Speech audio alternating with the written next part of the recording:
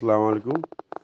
কেউ বিভ্রান্তি হওয়ার কোনো দরকার নাই, কারণ সব কিছুর পর এই নির্বাচন কমিশনের নিয়ম যেটা, ওটা আমি নির্বাচন কমিশন অফিসে ওখান মারছিলাম।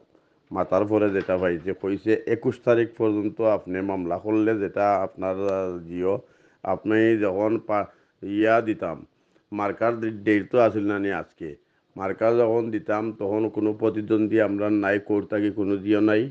অতএব আমরা এটা ঘোষণা করই লাগে, বিদায় আমরা করছি। এখন যখন আপনার কোর্টটা কি আইব, তখন আমরা আবার হইব প্রতিদ্বন্দ্বিতা আছে, বিদায় আবার পূর্ণ নির্বাচন হবে। অটো চিন্তা করিও না, বালা থাকিও, সেও বিভ্রান্তি হইবে না। ওকে, দোয়া করিও, অকলটা করিও দোয়া করতা আগামী 5 তারিখ সুন্দর একটা কোনটা পাইমু আমরা, ওটা আমরা সপ্তাহ করে কাম করতে হইব। দোয়া করিও।